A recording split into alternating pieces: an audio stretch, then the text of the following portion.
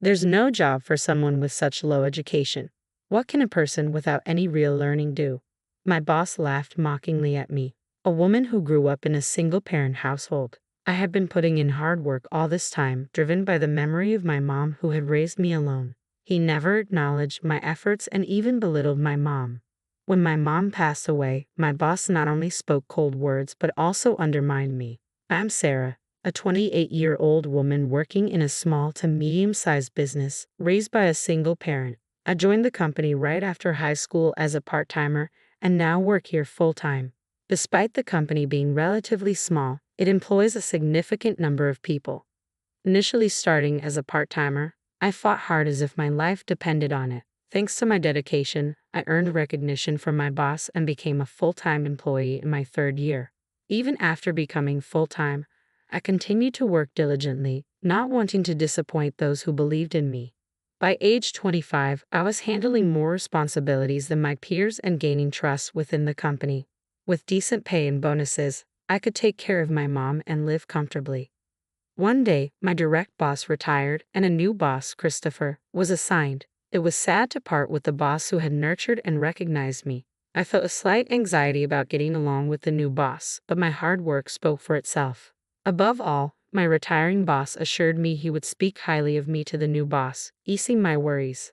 On Christopher's first day, I was called into a conference room, expecting to discuss our working relationship. Instead, Christopher threw unexpected words at me. Are you Taylor, the high school graduate from a single-parent household who started part-time and worked your way up? It shocked me to be confronted with my background out of nowhere. Christopher's tone was intimidating, judgmental. My first impression of this new boss was not favorable, but knowing we would work together, I aimed to keep things professional. Yes, I am Taylor. I look forward to working with you, I replied with a smile, trying to deflect the comment. Uncertain about Christopher's character, I resolved to handle the situation calmly. However, Christopher continued with unkind remarks. A single-parent upbringing, huh? You probably can't handle this job. You didn't even go to college. What can an uneducated person like you do? I was taken aback by his harsh words. I was stunned. It was true that I came from a single-parent household and had only graduated from high school, but I had consistently performed well in my department. I may not have a higher education, but I've been delivering results in my job, I told Christopher. I have a high school diploma, but I believe my work speaks for itself. I acknowledge my limitations, but I am still achieving good results, I explained to Christopher. I noticed that, however, your previous boss seemed to favor you quite a bit, he said with a crude, lecherous look. Perhaps you used some seductive tactics to get ahead. Christopher's baseless accusations stunned me. That's not true. My previous boss mentored me to help me perform my job better. There was nothing inappropriate, I insisted, feeling insulted by Christopher's insinuations about someone who had supported and guided me. I couldn't comprehend why Christopher would attack me so harshly, but it seemed to be his nature. The prospect of working under such a boss troubled me deeply. Christopher smirked at me, making it clear he didn't hold me in high regard. Despite his disdain, I resolved to prove myself. From what I've heard, this boss believes in meritocracy, I thought. If I could demonstrate my value to him, there would be no grounds for further criticism. Feeling there was no other recourse, I decided to turn Christopher's bias into motivation and redouble my efforts. As I returned to the office from fieldwork, Christopher immediately accosted me with raised voice. Hey, where have you been? He barked. I was out on scheduled fieldwork today, I replied, perplexed by his aggression. Ignoring my explanation, Christopher marched over. You're incompetent at your job.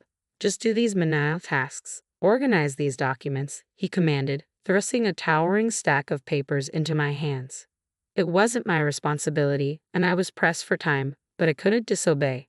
Reluctantly, I began sorting through the documents under Christopher's satisfied gaze. Perhaps sensing my compliance, he began heaping more administrative duties on me from that day forward. Whenever I attempted to focus on my core responsibilities, Christopher accused me of neglecting tasks or chastised me for minor errors. He even belittled me, saying, "You can't handle this because you're from a single-parent household." Until then, my job satisfaction stemmed from delivering results and earning recognition within the company. I had been managing to support Mom and myself without complaint, but now the stress was overwhelming every single day. Quitting my job would worry Mom, and I couldn't bear that thought. So, despite my desperation, I continued working diligently. Then one day, Mom approached me with a request. Despite my financial support, she didn't intend to depend on me forever. Considering my future marriage prospects, she wanted to contribute and save some money for herself. I couldn't refuse her, so I approached the company. Luckily, they were hiring an office worker at the time, which seemed like a perfect fit, unrelated to my department. Hoping to avoid dealing with my difficult boss, I arranged an interview for Mom, and she was successfully hired. Mom began her new role as an office worker at the same company where I worked. She found joy in the comfortable environment, enjoying her daily routine. However, a week after she started, Christopher called me aside. "Your mom got hired as an office worker," he sneered. "Is that short woman the one who raised you, the uneducated idiot?" Christopher always wore a disdainful expression, mocking not just me but now my mom too. I couldn't fathom how he knew about Mom's employment without my mention. The stress I felt more than doubled. Hearing Mom spoken ill of hurt more than any insult directed at myself. Above all, I worried endlessly about whether Christopher would confront Mom directly. I didn't want Mom to feel distressed, but contrary to my concerns, everything seemed to be going smoothly with her at work.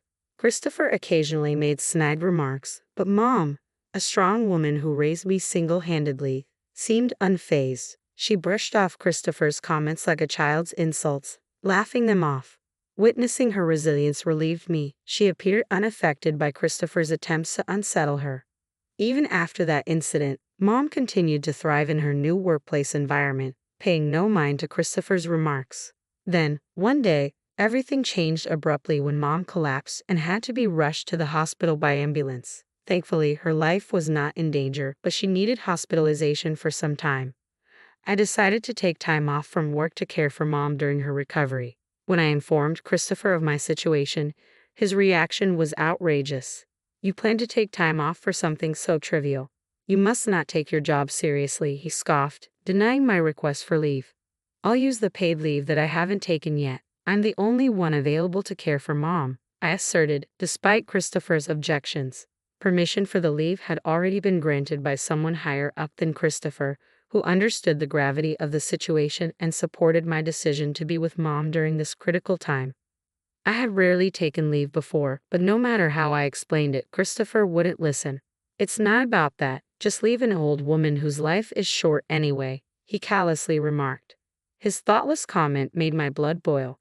How could he say something like that when I was telling him about Mom collapsing?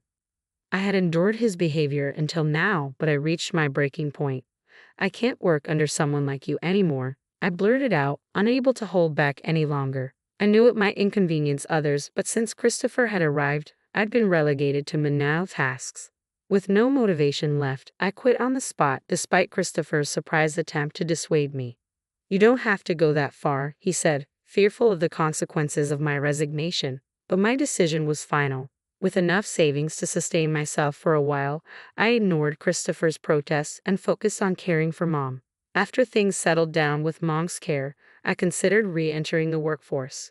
While I initially thought about returning to similar work, my confidence had grown. Inspired by lessons in business management from my retired former boss, I took a bold step. I started my own company. I wanted to wait until things stabilized before telling Mom about my new venture. About a year passed, and my company was starting to find its footing when Mom's health suddenly deteriorated, requiring hospitalization once again. Balancing the responsibilities of caring for Mom and running my business was challenging, but I managed without taking any time for myself. Another year passed, and the company was thriving, offering reassurance of its stability. Though Mom's health hadn't improved, I wanted to ease her worries and planned to discuss it with her soon. Then suddenly Mom passed away. It felt unreal. A truly unexpected event. As her only child, I had no other family to rely on, so I had to quickly prepare to say goodbye. Suppressing my tears, I made necessary arrangements. Despite not having worked long as a clerk, many people from the company where Mom was well-liked offered to attend her funeral. Perhaps it was Mom's warm personality that drew them, but their presence was a comfort. On the day of the funeral, more people came than I had anticipated, a testament to Mom's popularity. Amid the pain of losing her, I felt pride seeing how many lives Mom had touched. However, as the funeral was concluding, One attendee caught my attention. "Long time no see. So that old woman finally kicked the bucket, huh?" I couldn't believe my eyes when I saw Christopher standing there, his words infuriating. Though he may have had some prior interaction with Mom, I hadn't invited him to the funeral and couldn't fathom why he had come. I would never have invited someone like him to Mom's funeral. My old boss smirked at my stunned expression, the same disdainful look he wore when belittling our single-parent household. Unpleasant memories flooded back, and I could only glare at Christopher. Approaching me, Christopher handed over a bunch of flowers. "Here, some flowers. She may not have been able to give her daughter a proper education, but at least I can do this much." His words cut deep, delivered at such an inappropriate moment. I wanted to yell in anger but restrained myself. I couldn't let Christopher spoil Mom's funeral or inconvenience the other mourners. With a heavy heart, I accepted the flowers in silence. To my disbelief, the flowers looked like they had been hastily picked off the street. Had Christopher come all this way just to mock me like this? As Christopher saw my expression, his grin widened maliciously. That moment, my suppressed emotions erupted. I couldn't remain silent after hearing such disrespect toward my beloved Mom. "If this is how you truly feel about me, then I understand. In that case, I'll have to cancel our business deal with your company." Christopher stared blankly, clearly perplexed. "Deal? What are you talking about?" My former boss looked clueless, so I calmly explained the implications of my words. "I have been asked by colleagues and seniors in the sales department to sign numerous contracts, though I want to terminate them all. I need to reconsider our relationship with a company that employs someone like you," I declared firmly. Initially, my former boss didn't take me seriously. However, the next day, he sent a formal notice to Christopher's company. Christopher's face went pale upon receiving it. He clearly hadn't expected that I had started a successful business. Realizing the gravity of the situation, Christopher came to apologize promptly. I'm sorry," he muttered, his apology lacking sincerity. My anger simmered. "Sorry? Do you think that's enough? You insulted my mom while she was alive, gave me only menial tasks, and what about the funeral?" I continued, my voice steady despite the turmoil inside. Christopher appeared speechless while the president accompanying him apologized deeply. "I am so sorry for not intervening," he said, tears welling in his eyes. His genuine remorse touched me deeply, considering how much he had supported me in the past. Out of respect for the president and his sincere apology, I decided to reconsider continuing the business relationship. As we discussed next steps, Christopher visibly relaxed. "I'm relieved. Let's let bygones be bygones and move forward together," Christopher said with an awkward smile, extending his hand for a handshake. His assumption of reconciliation was premature. "You're fired, Christopher," the president announced abruptly, shocking us all. "What? Fired? Why?" I apologized, "and we're continuing the deal," Christopher protested, disbelief written all over his face. The president remained resolute. "I've decided to terminate your employment knowing I will not continue this business relationship under these terms." I agreed to proceed only out of respect for the president. "I want you to understand, I will never forgive you, no matter what you say," I asserted firmly. Christopher fell silent, visibly affected by my words. "It's the consequence of your own actions," the president interjected dismissively, leaving with a dejected Christopher in tow. The next day, it became apparent that my former boss had indeed been fired from the company. Shortly afterward, I received a resentful call from Christopher, lamenting the loss of his job and the challenges of finding new employment at his age. "You've ruined my life. Take responsibility for what's happened," he shouted angrily over the phone. In response, I made an unexpected proposal to the furious Christopher. "How about I hire you at my company? I can't offer much in terms of pay, but it seems you're out of options because of me." Upon hearing this, Christopher exploded with emotion and abruptly hung up. The idea of being employed by someone he had ridiculed must have been a deep humiliation for him. I didn't expect him to accept the offer. A month later, however, unable to secure another job, Christopher reached out to me and asked to be hired. It surprised me, but I decided to give him a chance. Now, in a role reversal, and made Christopher experience the same menial tasks and lack of responsibility that I had endured. "Why do I have to do these menial tasks? Anyone could do this," he complained bitterly. Ignoring his protests, I kept him on simple tasks, reminding him, "If you can't handle these basic duties, you'll be dismissed for incompetence. The boss's orders are absolute." There's no room for defiance. Christopher appeared downtrodden, a stark contrast to his arrogant demeanor in his previous role. Eventually, unable to bear the humiliation, he quit the company. Reflecting on this experience, I realized the irony of Christopher facing what he had inflicted upon me.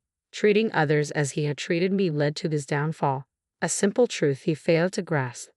Meanwhile, my company continues to grow steadily and thrive. I've learned that persistent effort yields results, whereas without it, success remains modest at best. Whether one ends up like Christopher or not ultimately depends on understanding this fundamental lesson.